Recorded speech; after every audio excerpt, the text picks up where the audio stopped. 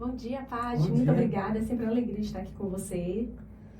Pois é, e o amor como uma grande lição, né? Você está trazendo hoje. Com certeza. E sempre a gente quer saber o que motivou, né? Que esse tema vem em que contexto, Adriana, né? O que você vai trazer, abrindo aqui o nosso bate-papo, para que as pessoas também interajam com a gente. Bom, Paty, como este é o mês de junho, é o mês do Dia dos Namorados, apesar de já ter passado. Sim, mas ainda estamos na atmosfera, né? Isso. Teve Santo Antônio, Santo Casamenteiro, enfim. Exatamente. Então, vamos falar um pouco, né, sobre o amor, sobre as relações e como isso impacta no desenvolvimento da criança. Então, é sobre isso que é a nossa conversa hoje. E aí, como é? A gente pensa, não, mas aí uma coisa é a vida do casal, é a vida da família, a vida dos pais, a relação com filhos é outra coisa. Não estão dissociados, né? Estão bem unidos. Não, de jeito nenhum. Se a gente parte do pressuposto que a criança, ela quando nasce, o cérebro ainda está em desenvolvimento, ela vai aprender a como é ser humano, ela pega a referência da sua casa, dos pais, daqueles cuidadores de referência, eles vão aprender sobre o que é amor. Isso impacta, inclusive, no seu processo de socialização.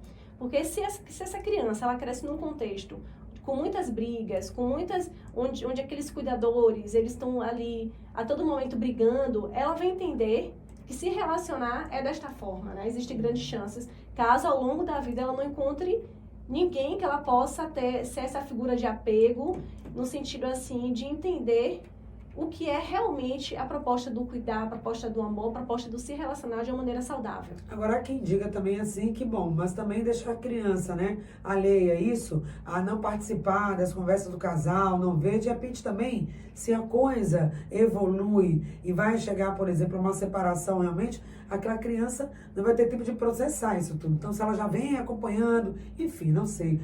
Uma palavra, Adriana, que é especialista no assunto, trata com isso, com pais, crianças. Qual seria o melhor caminho? Qual o melhor fazer? Bom, primeira coisa é verificar qual a idade da criança e qual a sua maturidade. Essa é a primeira questão para verificar qual tipo de diálogo será realizado com aquela criança. E falar na linguagem que ela possa entender. Mas esconder também não é um caminho, como muitos pais fazem. Mas ela não vai entender, não tem problema. Só que isso tem sim um grande problema. Porque a criança, ela vai fazendo a leitura corporal, ela vai entendendo que naquele ambiente ali tem algo, ela vai pegando no ar, algo que não está indo bem. E se isso não é esclarecido para ela pode achar que a culpa é dela. Porque como a criança ela está vivendo naquele processo de egocentrismo, ela acha que o mundo gira ao redor dela, inclusive ela acha que os conflitos existem por causa dela. Então é por isso que é muito importante se deixar claro, olha, nós estamos aqui tentando resolver uma situação, ou então chega um ponto que não dá mais para conviver juntos. Então isso precisa ser deixado claro para a criança, para que ela não ache que a culpa é dela. E ela fique se culpando, e isso de alguma forma reflita no seu comportamento na escola, em outros ambientes e até dentro de casa mesmo. Pois é, então se ela não entende essa linguagem que está acontecendo, vai trazer isso para ela, isso vai ter um impacto depois para o próprio desenvolvimento dessa criança, né, Adriana? Isso, exatamente. Então, enfim, que pontos você quer trazer para a gente hoje? Bom, eu acho que é muito importante entender que um ambiente com muitos conflitos pode colocar o estado do sistema nervoso da criança como se estivesse em perigo. Ou seja, aquele lar ali, ao invés de ser um lugar seguro para ela, é um lugar que está, ou seja, mandando sinal de perigo. E se está mandando sinal de perigo, ela vai estar precisando estar em alerta para o que pode vir. Isso impacta, inclusive, no seu processo de aprendizado, no seu processo de criatividade, porque para a gente ser criativo, para que a gente possa querer explorar o ambiente, a gente precisa estar no estado de segurança. Então, o ambiente em que ela está inserida, se tem muitos conflitos, né, dependendo de como esteja as figuras de referência dela, os cuidadores, isso vai impactar no seu processo de desenvolvimento. Então, e a criança já mostra, né? Ela já vai dando indícios de como que ela está processando aquilo Perfeito. tudo. Então, o que a criança nos mostra? Bom, ela começa a mostrar através de comportamentos. Então, ela começa com comportamentos desafiadores, que às vezes o casal não sabe, né? De onde está vindo, o que está acontecendo. E muitas vezes a criança está captando aquele conflito que o casal está vivenciando. E por ela não ter clareza do que está acontecendo, se é culpa dela ou não, ela acaba absorvendo isso como se o problema fosse dela. E ela também, por não ainda conseguir expressar, ela expressar, que eu digo assim, de maneira através da linguagem, né? Ela acaba expressando através de comportamentos desafiadores. Pois é, e aí o que que a criança sente, né, nesse momento, quando os pais brigam? Você já trouxe um pouco isso, mas qual é a sensação maior? Para onde, que lugar pode ir essa briga dos pais em relação aos filhos? Essa briga, ela acaba indo, a depender de quão frequente é essa briga, ela pode ir para o inconsciente dessa criança e ela entender que, a depender daqueles conflitos, que aquela é a forma de se relacionar, aquela é a forma de estar no mundo. Então, por isso que é muito comum a gente ver pessoas que o tempo inteiro estão se envolvendo em relações conflituosas. Fala assim, poxa, mas eu não sei o que acontece comigo, eu só arranjo pessoas assim para me relacionar, eu tenho algum problema. E aí, na verdade, quando a gente vai buscar na história dessas pessoas, é porque elas cresceram em ambientes de muitos conflitos. Então, esta é a forma em que o inconsciente dela entendeu que esta é a forma de se relacionar, esta é a forma de estar no mundo. Ou seja, os conflitos, viver no conflito, viver naquela adrenalina é a forma de se viver. E aí é muito comum, né? Às vezes a criança que está em processo terapêutico, o terapeuta vai ali fazendo um trabalho com ela, chega uma hora e fala, não, agora preciso parar aqui e ver esses pais. A questão aqui não é a criança está manifestando isso, ela está absorvendo, ela está sendo reflexo de algo que precisa ser olhado antes. Então, esse cuidar do casal é também cuidar da criança? Sim, o cuidar do casal é cuidar da criança. Eu sou psicoterapeuta infanto-juvenil e é muito comum a gente ver a criança carregar o sintoma do casal mesmo, assim. E aí é hora de convidar realmente o casal para falar assim, dessa maneira que vocês estão indo, a criança tá sentindo, a criança tá trazendo sintomas, ela tá em sofrimento e muitas vezes o progresso da criança, o desenvolvimento dela vai depender daquele casal poder, de alguma forma, encontrar harmonia, encontrar um equilíbrio para que a criança também possa se organizar. Pois é. E aí a gente vai ver, né, tá? Olhar para esse casal, fazer com que esse casal se olhe e que não vamos rotular, mas pelo menos trazer luz. Sim. Vamos trazer luz em relação a esses relacionamentos para que a gente perceba e diga, será como é que está o meu relacionamento? E que parâmetros eu vou ter, que lentes eu posso ter para olhar esse meu relacionamento? Então você poderia nos ajudar falando um pouco sobre os modelos de relacionamento e como eles impactam, né, na resposta da criança? Assim, não tem nenhum modelo pronto, né? É como se fosse, você precisa seguir esse critério, né? Eu acho que vale a pena deixar claro que quando a gente fala de educação de criança, a gente não tem garantias. A gente fala de caminhos possíveis. Bem que é isso. Sabemos, né? Quem tem filho a gente sabe. Pois é. Exatamente, são caminhos possíveis. Então, a gente fala em termos de probabilidade, porque às vezes, Paty, a criança, ela cresce num ambiente com muitos conflitos mesmo, aqueles estudadores que só fazem brigar, tudo. Só que quando ela chega na escola, ela encontra um professor disponível para ela. E aí, por isso fala assim, aquela criança tinha tudo para dar errado, entre aspas, né? Que dá errado. O que é dar errado, né? Aquela criança tinha tudo, mas você vê, cresceu, tá trabalhando, tem a vida, né? Enfim, tem que ser tudo estudado nos detalhes, porque às vezes não é porque também tá trabalhando, tem a vida, que não tem um sofrimento interno ali, Sim. Tá? Então a gente precisa ver essa nuance. Mas assim, de uma maneira geral, às vezes a criança cresce ali num ambiente super conflituoso, mas encontra um professor, encontra um tio, uma tia, uma avó, enfim, disponível para dar esse amor que ela precisa. E aí ressignifica um pouco isso, Isso, né? ajuda a ressignificar. Porém, o ideal mesmo é que no ambiente em que ela cresce ali, naquele lar dela, é que ela conviva com pessoas que minimamente consigam se relacionar. Pois é. Porque este ambiente conflituoso acaba sendo muito perigoso para ela, acaba sendo um ambiente de muito sofrimento. Você quer relacionamento de lua de mel, né? De amor o tempo todo. Não. Porque tem, bacana. Te amo. Aquele carinho todo que tem alguns casais. Tem outros casais que são mais frios, mais práticos, mais pragmáticos. São aquelas pessoas que estão mais, né? Tem a sua individualidade também ainda muito marcada, sim, apesar de estar vivendo a vida de casal. Mas o que você está falando é aquele ambiente realmente daquele conflito, né? Daquela briga. Isso, que todo dia é aquele conflito. Você, às vezes, Paty, assim, claro que nenhuma criança quer ver os seus cuidadores separados. Né? O desejo dela é que eles possam viver juntos. Mas, às vezes, o melhor que a criança pode ter é que cada um siga o seu caminho. Isso. Às vezes chega um ponto que realmente está insuportável. E, às vezes, o casal fica sustentando, não vou separar por causa da criança. Você fica colocando o peso de estar junto com o outro. Eu não me separo por causa de você, eu não me separo por conta do meu filho. Ou seja, a criança ainda vai carregando essa responsabilidade de ter que manter o casal junto. Né? Tem essa questão também que para ela é muito difícil. E aí você trouxe também dentro do título a questão dos irmãos, né? O conflito entre irmãos e transformá-los em oportunidade para ensinar convivência e empatia.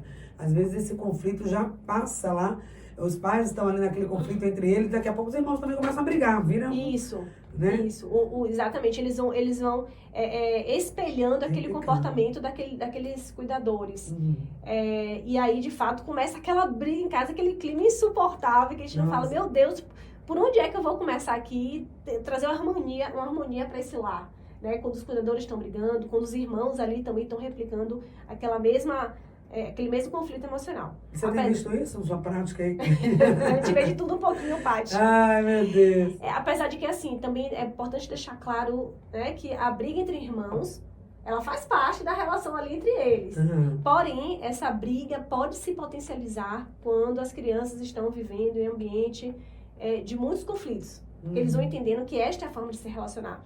Então, o parâmetro será que essas crianças estão tendo mais momentos de harmonia ou de mais momentos de conflito? Porque aí vai dar para entender se está passando do limite, do dentro que é esperado, daquelas brigas entre eles, ou se realmente está sendo algo que está sendo demais.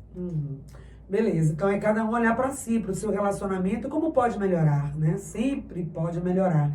Então, como que o amor pode funcionar como esse antídoto, como esse caminho, ou como esse instrumento de cuidado, né? E agora a gente está pensando, claro, no casal, porque estamos nesse mote do mês de junho dos namorados, mas o foco aqui, o olhar é a criança. É a criança. É um olhar para a criança, esse espaço que criamos aqui dentro da programação do Instonia.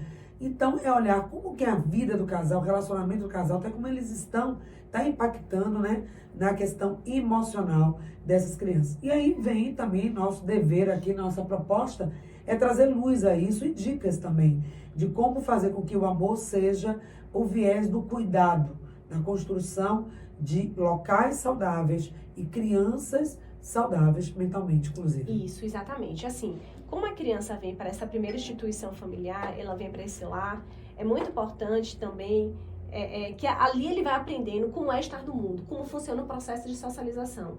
Então, por exemplo, se ela tem pais, cuidadores que se respeitam, que respeita o espaço do outro, que não é aquele relacionamento doentio, porque às vezes, não, a gente não briga, a gente está o tempo inteiro colado junto.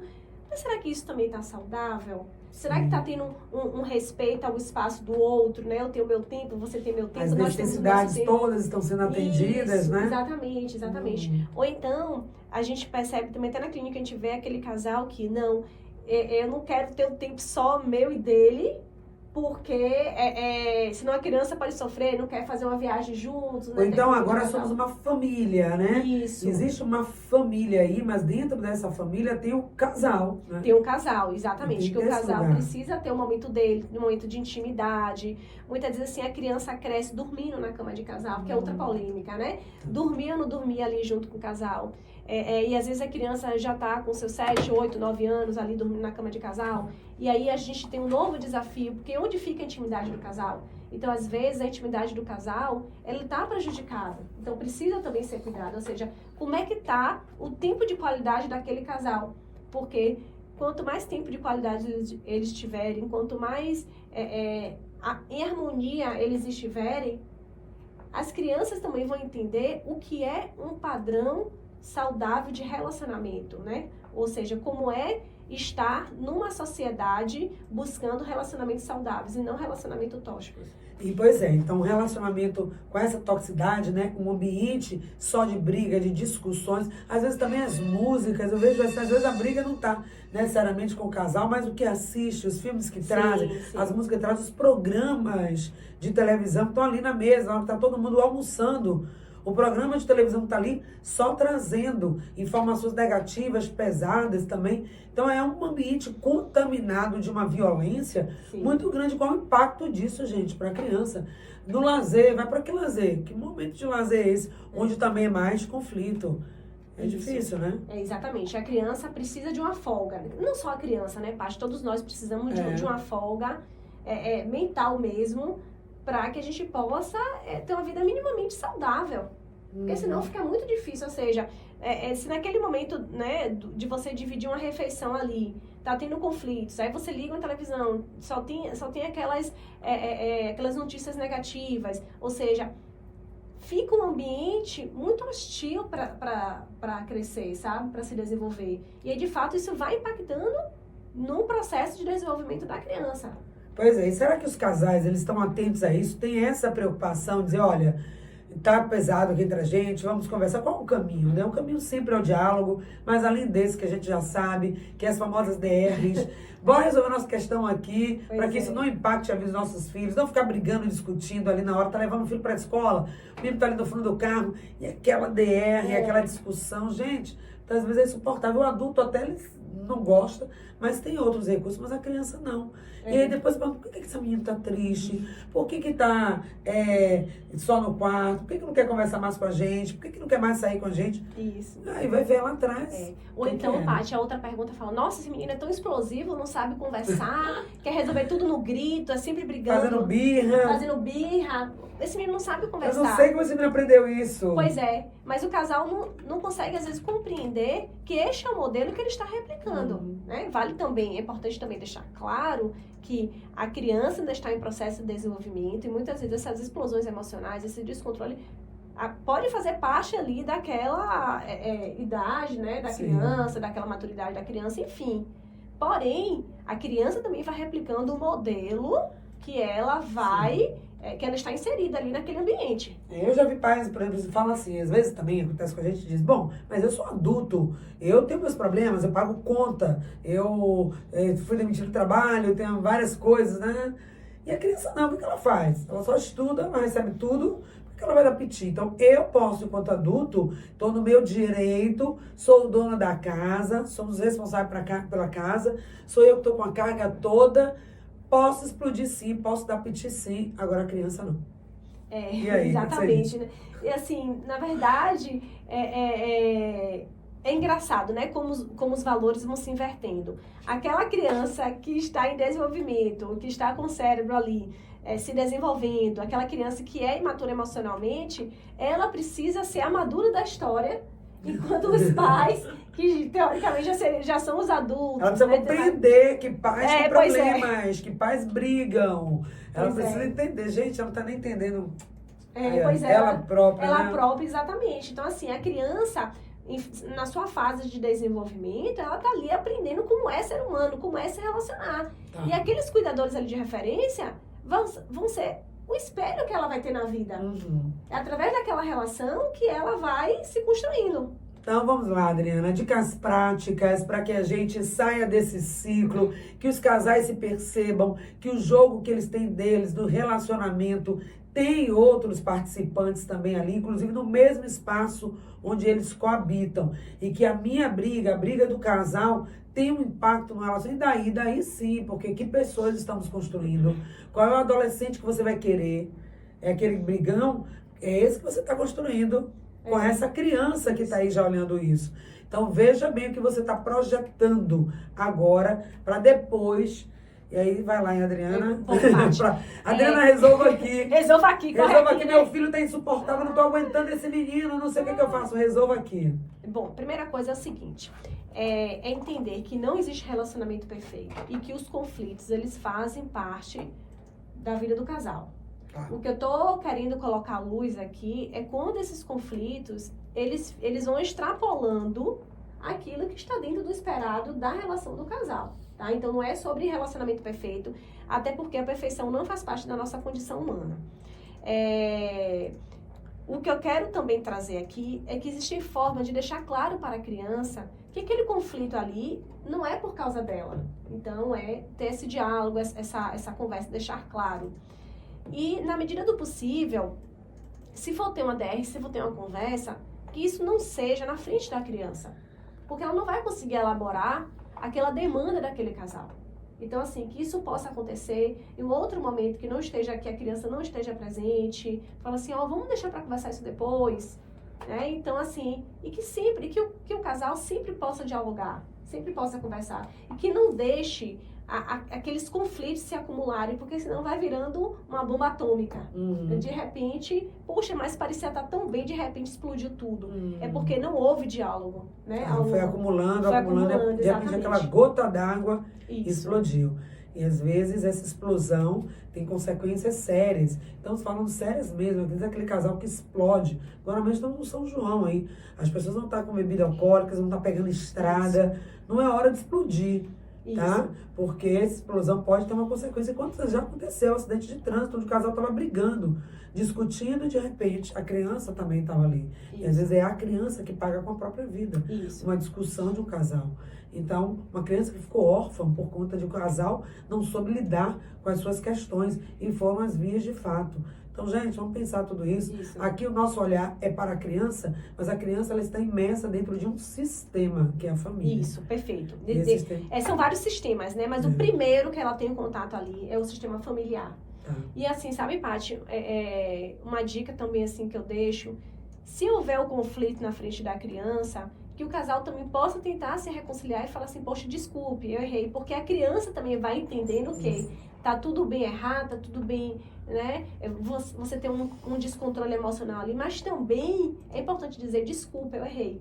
E este pedido de desculpa, que ela escuta que os cuidadores estão tendo um para o outro, esse cuidado, ela vai entender, não, tudo bem errar, e tá tudo bem também eu chegar e falar assim, é importante chegar e falar assim, desculpe, eu errei, foi demais com você. E olha que você sempre está usando a palavra cuidadores, claro que estamos falando aqui dos pais, do casal, por conta do Dia dos Namorados, e hoje não vou entrar nesse mérito, não é o nosso tema, nós estamos falando de vários tipos de casais, né? Tem as relações homoafetivas também aí, que vale para os dois, a gente está falando casal, homem e mulher, mas hoje os casais estão diferentes, não temos a mesma família, várias configurações familiares, e em todas elas, o amor e o respeito por essa criança precisa estar presente, ela não precisa ser plateia de violência, de explosões e de DRs. Vamos preservar a nossa criança. Ela não tem maturidade ainda para digerir e entender o que aquilo está acontecendo. Isso vai gerar um sofrimento, porque é aquilo que a Adriana disse. Será que eu sou a culpada? Eu estou brigando, deve ser por causa de mim, eu fiz alguma coisa errada. E qual é o impacto disso? Pode ser um tema de uma próxima entrevista. Exatamente. Bom, e agora a nossa dica final.